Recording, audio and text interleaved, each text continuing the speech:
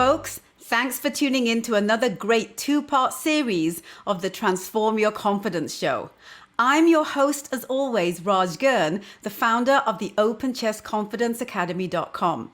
This week's theme is media and communications, and I'll be breaking down the art and craft of great storytelling, which is at the crux of building authentic and credible connections with stakeholders who could be people you work with, clients, prospective clients, followers, fans, even the media, should you be looking to build a public persona. To help me do this, my guest is award-winning journalist, former university professor, and the founder of VC Strategies, Veronica Chail. Veronica has worked both behind and in front of the cameras as a producer and as a host for entertainment, news, and corporate storytelling, and comes with extensive and diverse experience in creating visceral connections with virtual audiences. Please welcome to the show, my girl, Veronica Chail.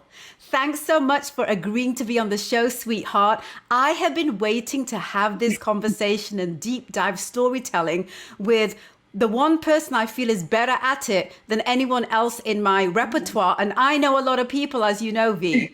Thank you for being on. Thank you so much, Raj. It's an honor to be on here with you today. I'm so pleased. Folks, my goal with this two-part series is to help provide you with some clarity in the deafening maze of content overload, to carve out your story and your message so that you can stand out in your own right and be heard, seen, and respected for what you do. So let's just jump right in, okay? V, I gotta ask you this, and folks, by the way, when you hear me say V, that's because I've known this incredible lady for the last 2 decades. So Veronica Chail-Gupta is her name, but if I keep slipping in the V, you know it's because I love this lady, and we have a very personal connection as well as our many years of working together in the biz. So Veronica, V, let's start by giving everyone some context. What is storytelling? Because we talk about storytelling, it's all out there. It's been kind of the big, buzzword for the last decade since social media really kind of came into its own. But a lot of people don't do it right. So I kind of want to start with contextualizing what actually is storytelling. Well, first and foremost, I want to say, Raj, I treasure our bond. I treasure our friendship and our relationship. And you and I have endless stories to share with the world. And so many for the books. But to get into storytelling, which is just everything in my DNA, like I got into journalism because of storytelling. So storytelling in a nutshell is how and why life changes. It doesn't necessarily have to mean once upon a time. It doesn't necessarily have to have a beginning, middle, and end. It's just simply how and why life changes in terms of conveying a narrative. So, just to put it simply, you can be living a relatively normal life, going about your day, going to work, celebrating a big birthday, and then all of a sudden a pandemic hits, the next day, which is what's happened to many people. And life changes course, and there's a lot of loss, there's a lot of joy, there's a lot of struggle. And we basically speak to those stories with a human face. And so storytelling really answers how and why life changes. It's really putting humanity at the forefront of it. I love that this was the context that you're going to start this with. And the reason why it's important is that if we don't quite understand, what storytelling is, doing it right becomes really, really difficult because there is so much noise out there in the storytelling space. And a lot of people have different intentions with it. So let's talk a little bit about that now, V. Why is storytelling important? So storytelling is so important because it evokes emotion, right? Like, sometimes when we hear a story, you get like a chill down your spine, you get goosebumps, you literally feel something, you might tear up, whether that's a news story, whether that's a fictional story, whether it's, a series on Netflix. This is why we stay up to 2, 3 a.m. in the morning watching these shows, because of the humanity that stories convey, right? And so I think when you're talking about, I always talk narrative over numbers.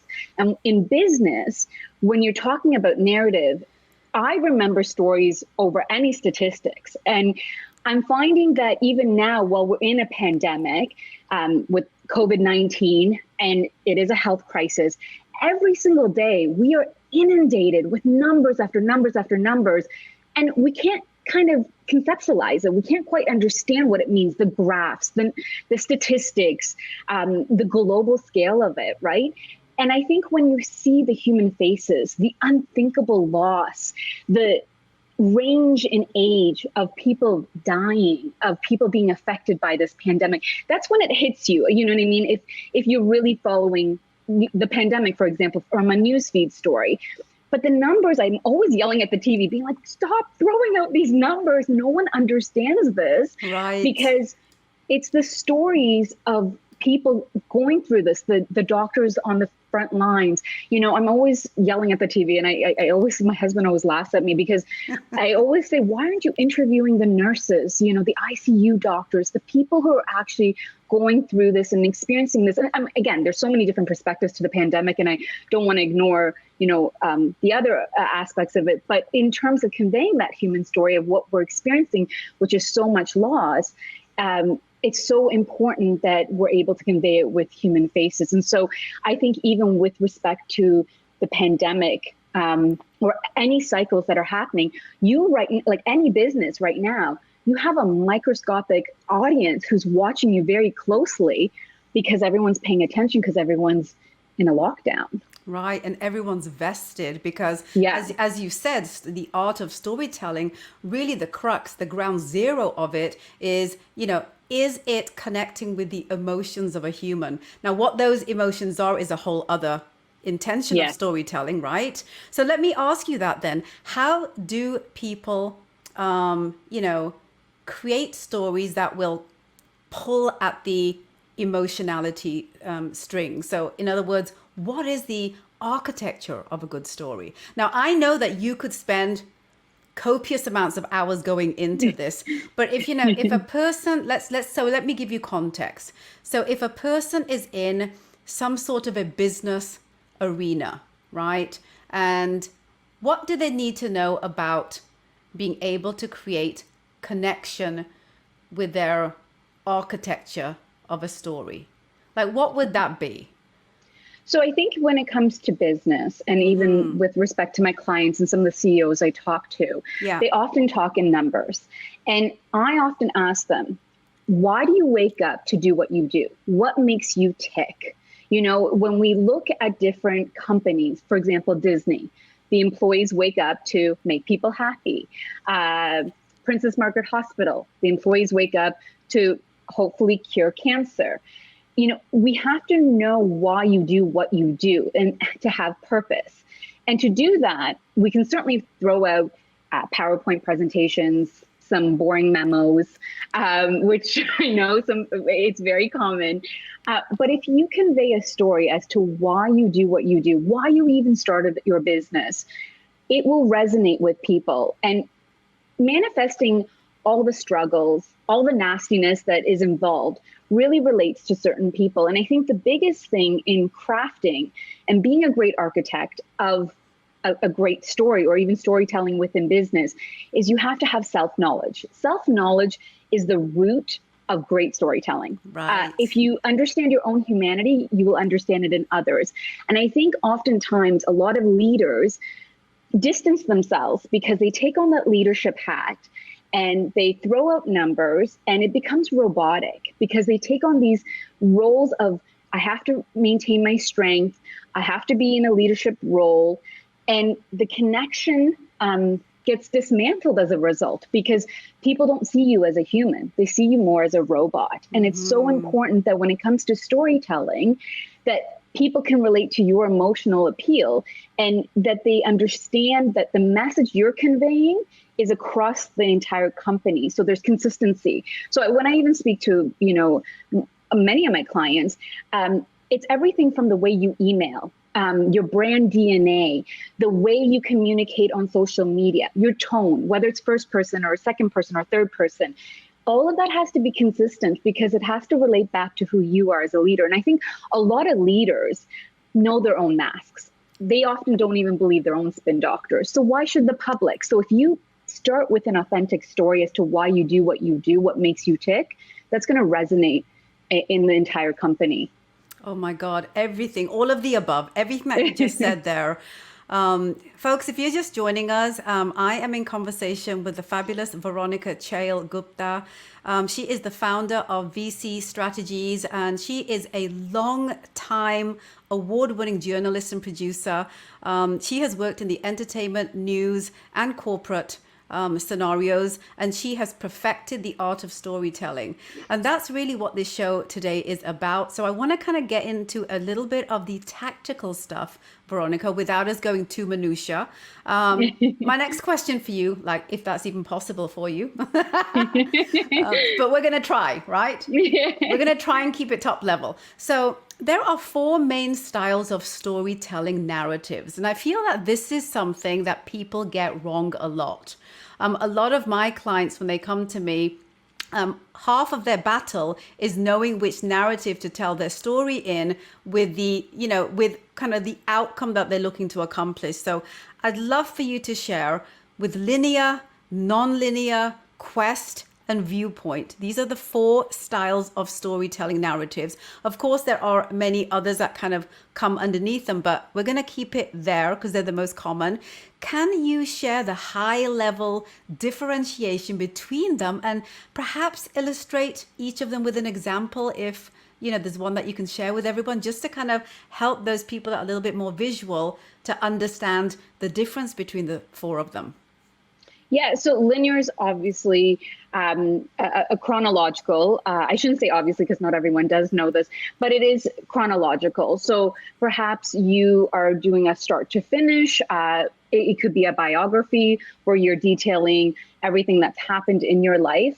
Non-linear is jumping around. And again, this is not necessarily in real life format. It can also be fictional. You can start at the end and then unravel the different layers, and then get to the beginning at the very end. You know what I mean? Hence the non-linear, non-chronological. There is quest, which is basically it's pretty self-explanatory, but it's revealing. It's almost like a sense of curiosity and unraveling of a story. You know what I mean? It's the character, the protagonist, going on a quest and revealing different parts of his or her story. And then viewpoint is very interesting because it depends on the viewpoint each character is taking, right? So viewpoint is a very specific narrative where different characters can take different viewpoints in sharing the story from each perspective. So we've seen it in different shows where each show or each story is told from a different viewpoint.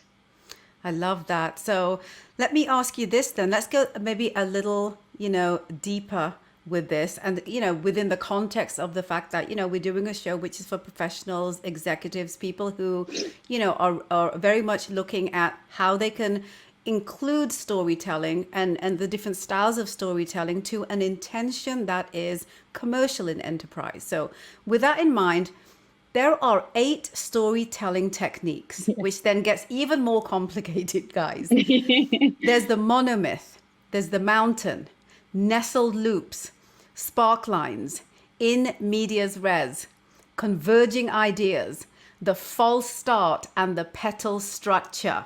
So V, I'm not going to have you talk about all of them, but I am going to have you focus on the monomyth, since it's the most commonly used version in business. It's also, for those of you guys who don't know what it is, commonly known as the hero story.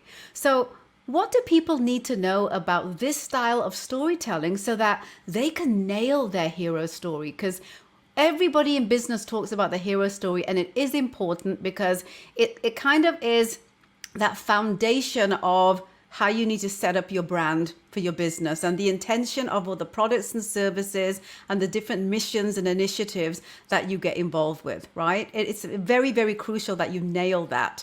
So can you share from your perspective and kind of break that down for us a little bit? Yeah, so that one's obviously the most popular, and it's great for presentations, especially when it comes to storytelling and presentations, which I'm always a big fan of. If you look at the hero version of storytelling in this technique, I often think of Steve Jobs or the late Martin Luther King. Oftentimes, it's a character, a protagonist, an individual who is going about daily life and in some type of normal setting, and something happens, whether it's a struggle, a revelation, something happens, and oftentimes there's a struggle, and then they're transformed. So it's a story where there is a transformation, and then there's a relatability, and there's a lot of emotional output in terms of that transformation. So I often look at someone like, why we relate to someone like Steve Jobs is because when we buy, Apple products, for example, we are buying into Steve Jobs' DNA. He has created, a company culture based on his belief system of minimalism, simplicity, and storytelling. And it's incredible, even when he was presenting, how he would portray that. So I think even something like I personally love is The Lion King, right? People still resonate with that story because of what Simba goes through, the struggles, and then him becoming, who he does at the end. But it's this story of this, greatness, and he's, got all this privilege in the beginning, and then the struggle, and then what unravels in the story, and then at the end he's crowned king, right? So we can relate to that even in a Disney format. Absolutely. Now, I love that you use that example. I don't know if you noticed that I was smiling when you mentioned that, because that's always my kind of go-to Disney film when I think about wanting to feel good about the struggles that I've gone through in my life. I feel that it's one of those few Disney stories that is animated that truly speaks to adults. I really do, right? Yes. Yeah. So, so let me ask you this. So, we've talked a little bit about, what storytelling is, some of the kind of tactical benchmarks around storytelling. So now let's see how we can create connection between storytelling and kind of, the commercial business world, like why it's important. So let me ask you this. How does good storytelling authenticate a brand? So if you don't control your narrative, someone else will, with a lot less flattering results. And fair or unfair, stories shape corporate futures. And that is my genuine belief. I often believe that even when we are in meetings or on these Zoom calls, which everyone's on these days, we're constantly inundated with statistics, numbers, bullet points, memos. And it's almost like it goes over your head in a way, and it doesn't resonate. It doesn't make you feel. And I think when you humanize a profession, whether it's architecture, engineering, the legal world, even if you think it's complex and you can't humanize these things, we're talking about people. At the end of the day, we're just human beings, right? And I think we take on these masks, we take on these titles, we take on these labels. And even when you're applying for a job, the job descriptions are so robotic, right? That there's a lack of connection with creativity. So for me, the only way to do it is to humanize the profession, to really understand how are you communicating to your audience, and how is your audience receiving your message in anything that you do. And so that's something we do that I work on with my clients, which I love, is that we marry journalism and PR principles so that we are able to share the company, the corporate story, and then also do organizational storytelling within the company so that the team members also understand the heartbeat of a company, the brand DNA, what makes this company tick.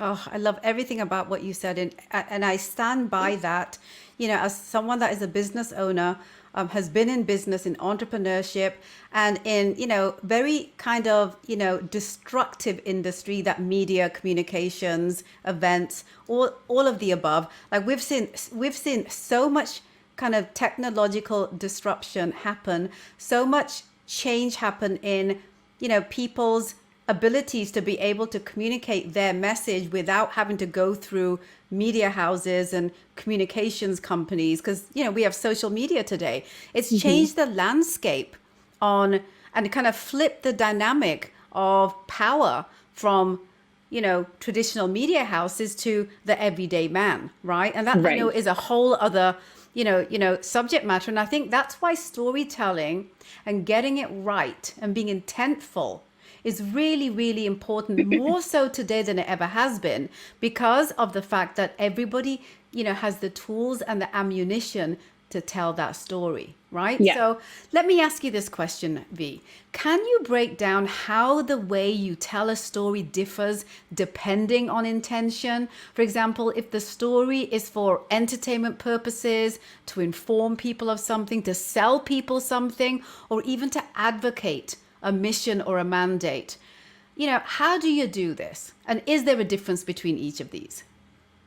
Absolutely. I mean, when I work with the great individuals that I get to work with, I basically psychoanalyze their organizations and companies, because I want to understand why they do what they do. And I keep going back to that, because you have to understand your purpose, and then you can formulate a strategy. And the strategy for me, and I go by this, and this is our motto in our company, is storytelling is the best strategy. So when you're talking about entertainment, let's talk entertainment. You have to talk, okay, do you go first person versus third person?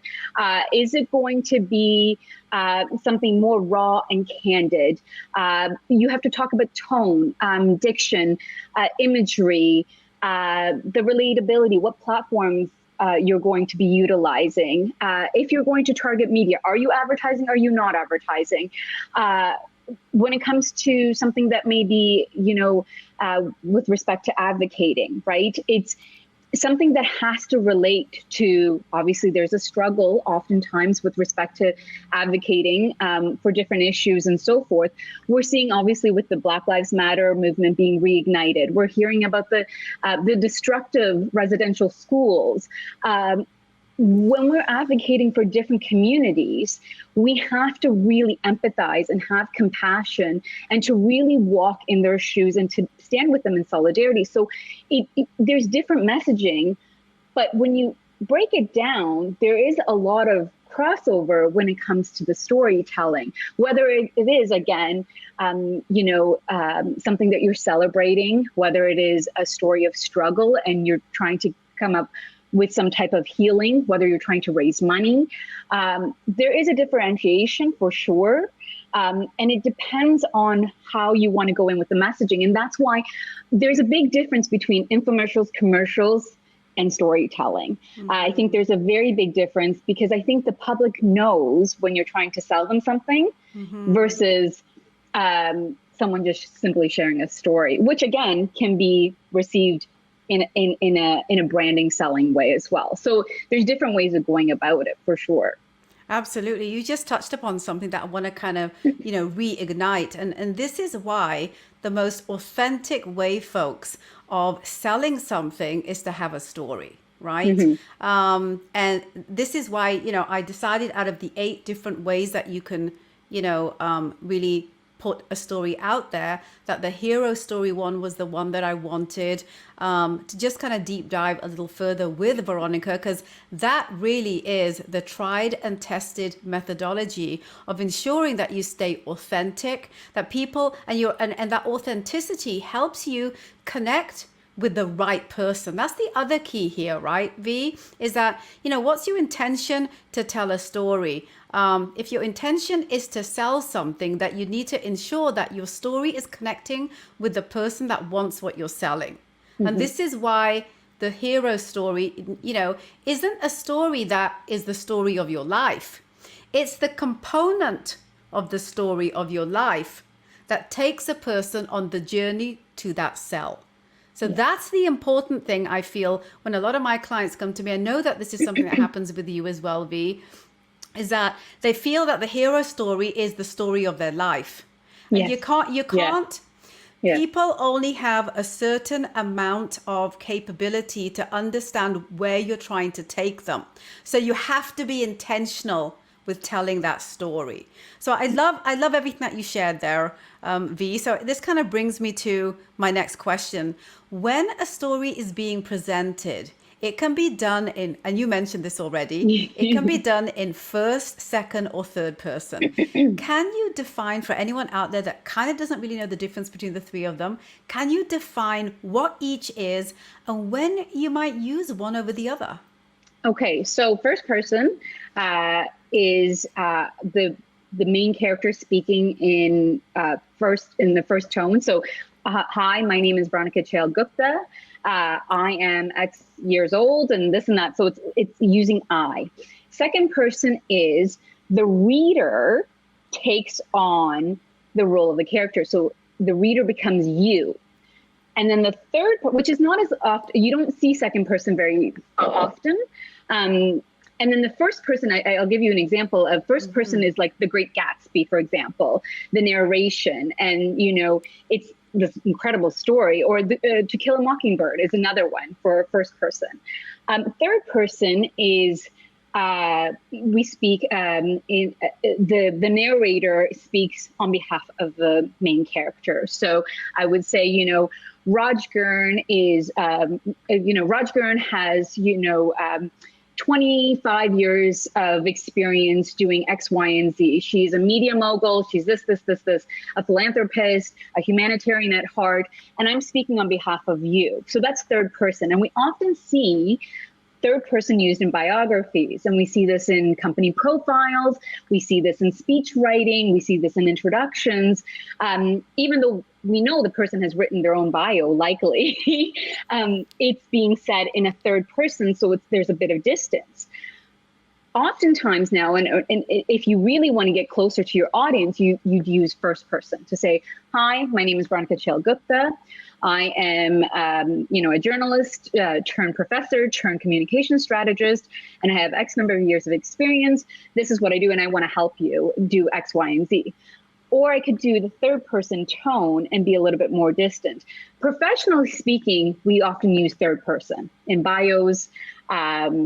We use it in pretty much a lot of stuff. Social media, however, has brought us to first person, where there's this immediate access in storytelling, that we're raw and candid and unfiltered, which is not very true. But that's the idea that we're trying to convey, is that I'm speaking to you one-on-one, you have straight access to me, and so I'll speak first person to you.